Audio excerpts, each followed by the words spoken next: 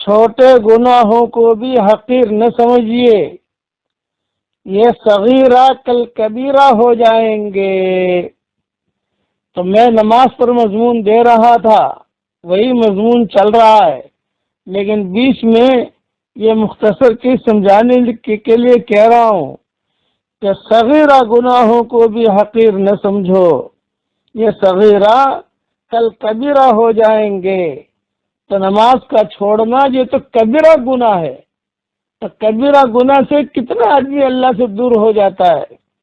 حضور صلی اللہ علیہ وسلم فرماتے ہیں صغیرہ گناہ کو بھی ہلکا نہ سمجھو، خدا کی طرف سے اس کا بھی مطالبہ ہونے والا ہے۔ نسائی اور ابن ماجہ وغیرہ میں یہ حدیث ہے۔ حضرت سلیمان ابن مغیرہ رحمۃ اللہ علیہ فرماتے ہیں ایک مرتبہ مجھ سے ایک گناہ سرزد ہو گیا، ایک گناہ کیا میں نے، چھوٹا تھا وہ گناہ، لیکن جسے میں نے حقیر سمجھا کہ کوئی بات نہیں، چھوٹا صغیرہ گناہ ہے۔ رات کو میں سویا تو خواب میں دیکھتا ہوں کہ ایک آواز لگانے والا آواز لگاتا ہے اور مجھ سے کہہ رہا ہے کہ اے سلیمان، صغیرہ گناہوں کو بھی حقیر اور ناچیز نہ سمجھ، یہ صغیرہ کل کبیرہ ہو جائیں گے۔ وہ گناہ چھوٹے چھوٹے ہوں اور انہیں کیے ہوئے بھی عرصہ گزر چکا ہو، لیکن اللہ کے پاس وہ صاف صاف لکھے ہوئے موجود ہوتے ہیں۔ برائی سے اپنے نفس کو روکے رکھ، اور ایسا نہ ہو جا کہ مشکل سے نیکی کی طرف آئے، بلکہ اونچا دامن کر کے بھلائی کی طرف لپک۔ بعض مرتبہ چھوٹے چھوٹے گناہ جمع ہو کر اللہ تعالیٰ اس کو نیکی کرنے سے محروم کر دیتا ہے۔ اس لیے کہا برائی سے اپنے نفس کو روکے رکھ، اور ایسا نہ ہو جا کہ مشکل سے نیکی کی طرف آئے، بلکہ اونچا دامن کر کے بھلائی کی طرف لپک۔ جب کوئی شخص سچے دل سے اللہ سے محبت کرتا ہے تو اس کا دل اڑنے لگتا ہے، اور اسے خدا تعالیٰ کی جانب سے غور و فکر کی عادت الہام کی جاتی ہے۔ اپنے رب سے ہدایت طلب کر اور نرمی اور ملائمت کر، ہدایت اور نصرت کرنے والا رب تجھے کافی ہوگا۔ جب یہ بات ان کو پہنچی تو یہ بہت روئے، اور پھر اللہ کے سامنے ہاتھ پھیلایا اور دامن پھیلایا اور کہا کہ اللہ، میں نے چھوٹا ہی گناہ کیا ہے، لیکن تو مجھے معاف کر دے، اب میں صغیرہ گناہ بھی نہیں کروں گا۔ آواز آئی کہ ہم نے تجھے معاف کر دیا۔ اس لیے یہ سبق دینے کا میرا مقصد یہ ہے کہ ہمارے تو بڑے بڑے گناہ ہوتے ہیں، نمازوں کا اہتمام نہیں ہوتا، قرآن پاک کی تلاوت نہیں کرتے۔ ایک نصیحت یاد رکھنا، گناہ اگر ہوں گے تو دوسرے گناہ کو کھینچے گا، نیکی کریں گے تو دوسری نیکی کو کھینچے گی۔ یہ بہنیں ہوتی ہیں، گناہ دوسرے گناہ کی بہن اور نیکی دوسری نیکی کی بہن۔ وَمَن يَقْتَرِفْ حَسَنَةً نَزِدْ لَهُ فِيهَا حُسْنًا، قرآن شریف میں اللہ فرماتے ہیں کہ جو بھی آدمی نیکی کرے گا تو دوسری نیکی کرنے کی توفیق ہوگی۔ اس لیے اللہ تعالیٰ سے نیکی کرنے کی توفیق بھی مانگیں۔ اب جو ہے چونکہ نیکی کرنا ہے تو میں آپ کو ایک مختصر چیز بتا رہا ہوں جو اللہ کو پسند ہے۔ سبحان اللہ و بحمدہ، سبحان اللہ العظیم پڑھ لیجئے۔ یہ جملہ اللہ کو بہت پسند ہے۔ اگر اللہ ہمیں دکھائی دے اور اللہ کو ہم پوچھیں کہ اللہ تجھے کیا پسند ہے، تو جواب یہی آئے گا کہ مجھے یہ پسند ہے۔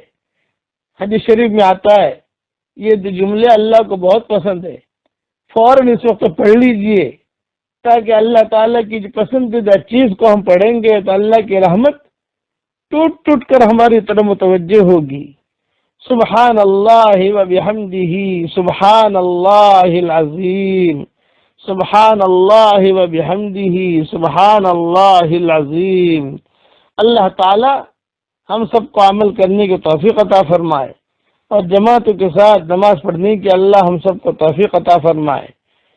تعجب کی بات ہے کہ صبح میں آدمی اپنے بچے کو اسکول کے لیے تو اٹھاتا ہے، ہم اپنے بچوں کو صبح صبح اسکول کے لیے تو اٹھائیں گے، لیکن فجر کی نماز کے لیے ہم نہیں اٹھاتے۔ یہ ہمارے معاشرے کو ہمیں بدلنے کی ضرورت ہے۔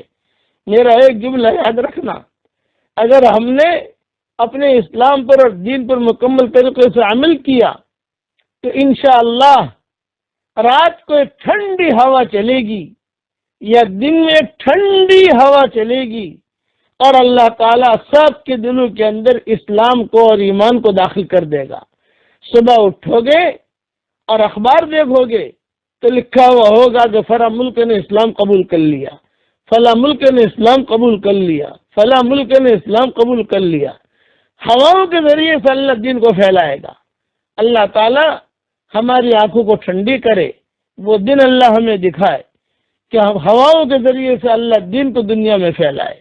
آمین آمین۔ والسلام علیکم ورحمۃ اللہ وبرکاتہ، وآخر دعوانا ان الحمد للہ رب العالمین۔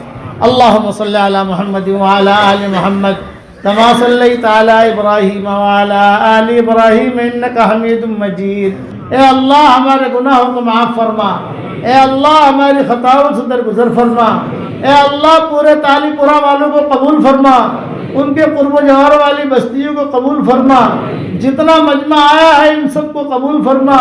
اے اللہ میری تشکیل پر جو روزانہ 100 مرتبہ سورہ اخلاص پڑھنے کی عادت ڈالے، اے اللہ اس کی ساری دعاؤں کو قبول فرما، اس کی ساری پریشانیوں کو دور فرما، اور جس نے 5 لاکھ مرتبہ پڑھنے کا ارادہ کیا ہو اے اللہ اس کو پورا کرنے کی توفیق عطا فرما۔